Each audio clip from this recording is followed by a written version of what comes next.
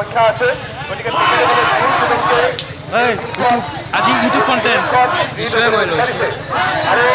তাৰে প্ৰতিবাদত আজি আমি ছাত্ৰ সন্থাই আজি ৰাইজক লগত লৈ এই সমদল কাৰ্যসূচী উলিয়াই আমি চৰকাৰক উৎসৰ্গ কৰিব বিচাৰিছোঁ আপোনালোকে যিখন অসম চুক্তিক সম্পূৰ্ণৰূপে উলংঘা কৰা সংবিধান বিৰোধী যিখন বিধেয়ক খিলঞ্জীয়াভাৱে বিধেয়ক আমি দিবলৈ ওলাইছে এই বিধেয়কখন আমি বিধেয়কখন মানি ল'ব বিচাৰিছে অসমৰ মাত পাতিব পৰা নাই তেখেতক তাৰ বাবে আমি চিন্তাই দিছোঁ তেখেতক তাৰ বাবে আমি গঢ়ি আনিছোঁ আৰু অতি শীঘ্ৰে তেওঁ যদি শুই আছে মেঘালয় ৰাজ্যৰ মুখ্যমন্ত্ৰীয়ে যদি বুজি পায় অসমৰ সৰ্বানন্দ সোণোৱাল ডাঙৰীয়াই কিয় বুজি নাপায় আমাৰ মুকলি প্ৰশ্ন আমাৰ চিন্তা হৈছে কনৰাড চাংমাতকৈও সৰ্বানন্দ সোণোৱাল বেছিকৈ শিক্ষিত নেকি তেওঁ অন্য ধৰণে শিক্ষা গ্ৰহণ কৰিছে নেকি তেওঁ বিলখন পঢ়ি পেলাই বুজি পোৱা নাই যে এই বিলখন গৃহীত হলে উত্তৰ পূৰ্বাঞ্চলৰ খিলঞ্জীয়া মানুহৰ সম্পূৰ্ণভাৱে অস্তিত্ব নোহোৱা হ'ব আৰু খুব কম দিনৰ ভিতৰত মানুহ ইয়াৰ অসমীয়া খিলঞ্জীয়া মানুহ দ্বিতীয় শ্ৰেণীৰ নাগৰিক হৈ জীয়াই থাকিব লাগিব এতিয়া সদ্যহতে 1951 আৰু 1971 বুলি কৈ দুই মহৰ যুঁজত বিৰিণাৰ মৰণ ঘটাবলৈ বিচাৰিছে এসময়ত অসম আন্দোলন চলিছিল এই অসম আন্দোলন 6 বছৰীয়া অসম আন্দোলনৰ দাবী আছিল যে অসমত যিসমূহ বিদেশী নাগৰিকে প্ৰব্ৰজন কৰিছে অবৈধ প্ৰব্ৰজনকাৰীসকলক ফুলে পোখাই উৎখাত কৰিব লাগে কিন্তু সেই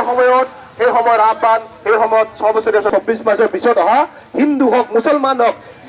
যি মানুহে নহওক অসম এৰি যাব লাগিব তাৰ কিন্তু 1951 পৰা 71 চনলৈকে এটা কাট অফ লৈ পেলাই এই 20 বছৰৰ বোজা মানৱতাক দোহাই দি অসমে গ্ৰহণ কৰিলে তাৰপিছত আৰু কোনো ধৰণৰ বোজা গ্ৰহণ নকৰে এতিয়া পুনৰ যুঁজ লগাই দিব বিচৰা হৈছে যে 1951 যেহেতু ভিত্তিবৰ্ষ গোটৰ মনিটৰিঙত এনআৰচিৰ কাম আপডেট হৈছে যেহেতু অসমত আগৰে 51 চনৰ নাগৰিক পঞ্জীখন আছিল সেই পঞ্জীখন উন্নীতকৰণ কৰা হৈছে কিন্তু একাংশ বিজেপিৰ নেতা একাংশ বিজেপিৰ নাগপুৰৰ দালালে একাংশ নৰেন্দ্ৰ মোদীৰ চোৱা চেলেকা দালাকে আমাক বুজাব খোজে যে 51 লৈকে অহা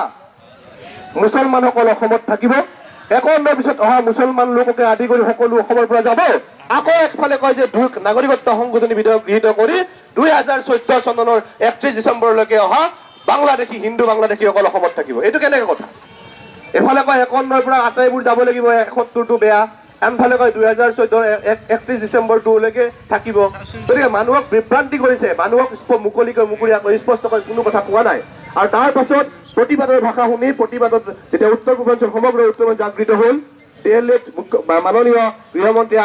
আমাৰ সংগঠনসমূহক জাতীয় সংগঠনসমূহক আলোচনালৈ মাতিছিল এই আলোচনাত যেতিয়া এই কথাখিনি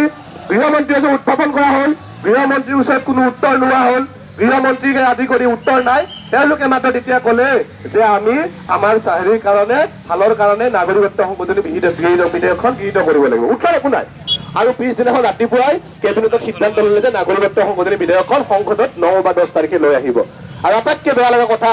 যিগৰাকী অসম আন্দোলনৰ প্ৰথম শ্বহীদ খৰ্গেশ্বৰ তালুকদাৰ 10 ডিচেম্বৰত শ্বহীদ হৈছিল 10 ডিচেম্বৰ সমগ্ৰ অসমত শ্বহীদ দিৱস হিচাপে মানে অৰ্থাৎ অসমীয়া মানুহৰ এটা স্বাভিমানী দিন কাৰণ এগৰাকী ছাত্ৰই অসমৰ বিদেশী নাগৰিকৰ সমস্যাটো সমাধানৰ নিমিত্তে আন্দোলন কৰিবলৈ যাওঁতে প্ৰাণ আহুতি দিছিল তাৰ লগে লগে 860 জন বীৰ পুৰুষে প্ৰাণ আহুতি দিছিল এই 860 জন বীৰ পুৰুষৰ আত্মাৰ সদ্গতিৰ কাৰণে শ্বহীদ দিৱস স্বাভিমানী দিন উদযাপন কৰে আৰু নাগপুৰৰ সেইসকল মানুহে অসমীয়া খিলঞ্জীয়া মানুহৰ এই স্বাভিমানটোক আঘাত কৰি পেলাই 10 ডিচেম্বৰতে বিধেয়কখন গৃহীত কৰিব বিচাৰিছে আৰু সেইকাৰণে আমিও আছো 30 জনগোষ্ঠী সংগঠন নেচকে ধৰি আদি সংগঠনসমূহে আমিও আমাৰ উত্তৰ পূৰ্বাঞ্চলত অসমত তীব্ৰতৰভাৱে আন্দোলন কৰিব বিচাৰিছো আৰু কৈ দিব বিচাৰিছো আমাৰ স্বাভিমানত আঘাত কৰিলে আপোনালোকে জুইৰ লগত খেলা কৰিছে আপোনালোকক কোনো কাৰণতে আপোনালোকে জাপি দিয়া আপোনালোকে সংখ্যাক দুৱাই জাপি দিয়া নাগৰিকত্ব সংশোধনী বিধেয়ক অসমৰ মানুহে মানি নলয় উত্তৰ পূৰ্বাঞ্চলৰ মানুহে মানি নলয় এই আইন কলা আইন জাতিধ্বংসী আইন অসম চুক্তিক উলংঘা কৰা আইন অসমৰ স্বাভিমানী মানুহক উলংঘা কৰা অসমৰ স্বাভিমানী মানুহৰ আঘাত কৰা আইন এইখন সংবিধান পৰিপন্থী আইন গতিকে এই আইনখন গৃহীত হ'ব দিব নোৱাৰি এই আইনখন মানি নলওঁ প্ৰয়োজনত আইন অমান্য আন্দোলন চলিব অসহযোগ আন্দোলন চলিব আৰু তাতকৈ যদি অধিক কিবা আন্দোলনলৈ যাব লাগে তাৰ কাৰণে আমি প্ৰস্তুত আছো গতিকে ৰাইজক সংগ্ৰামী ৰাইজক প্ৰতিবাদী কাৰ্যসূচীত অংশগ্ৰহণ কৰাৰ বাবে জোৰ আন্দোলনত অংশগ্ৰহণ কৰি পুনৰ এবাৰ নামানো কথাষাৰ স্পষ্ট কৰি দিয়াৰ বাবে ধন্যবাদ জনাইছো অনাগত দিনত কিন্তু মই ইয়াৰ ওচৰে পাজৰে চাই থকা ৰাইজক কৈছো অকল আপোনালোকে আহিব জোৰ লৈ আঁতত ওলাই আহি থকা মানুহ কেইজনৰ কাম নাই ৰাজপথত ওলাই আহিছে আপোনালোকে যদি তাৰ পৰা চাই থাকে আপোনালোকে কিন্তু আপোনালোকৰ ঘৰত বাংলাদেশী মূলৰ মানুহ আহি আপোনালোকক কিন্তু উদ্ভৱ কৰিব উঠা বহা কৰিবলৈ ক'ব আপোনালোকে তেতিয়া কিন্তু আমাক তেতিয়া কিন্তু হাত সাৱটি বহি থাকিলে নহ'ব গতিকে আপোনালোকে চাই থাকিলে নহ'ব আপোনালোকে ওলাই আহিব লাগিব ৰাজপথৰ সংগ্ৰামৰ বাহিৰে এতিয়া অসমবাসীৰ ওচৰত অসমৰ উত্তৰত কোনো অস্ত্ৰ নাই গতিকে আপোনালোকে দলে দলে ওলাই আহি আমাৰ প্ৰতিবাদী কাৰ্যসূচীসমূহত অংশগ্ৰহণ কৰি দিল্লী আৰু দিছপুৰক সাৱধান কৰি দিবৰ কাৰণে সকীয়াই দিবৰ কাৰণে দেখুৱাই দিবৰ কাৰণে আহিবলৈ বিনম্ৰভাৱে আহ্বান জনাই জোৰ সমাদৰত অংশগ্ৰহণ কৰাৰ বাবে সমূহ চন্দ্ৰপুৰবাসী ৰাইজক পানীখেতিবাসী ৰাইজক সমগ্ৰ ছাত্ৰ ছাত্ৰী বন্ধুসকলক সমগ্ৰ শিক্ষাগুৰুসকলক আৰু চন্দ্ৰপুৰ আঞ্চলিক ছাত্ৰ সন্থাই এই আন্দোলনত নেতৃত্ব দিয়াৰ বাবে তেখেতসকলক ধন্যবাদ জনাই মোৰ ক'বলগীয়া সামৰিছো ধন্যবাদ জয় অসম জয় অসম জয় অসম আমি প্ৰতিবাদকাৰীসকলক ৰেলগেটৰ ওচৰলৈকে আগুৱাই আহিবলৈ অনুৰোধ জনাইছোঁ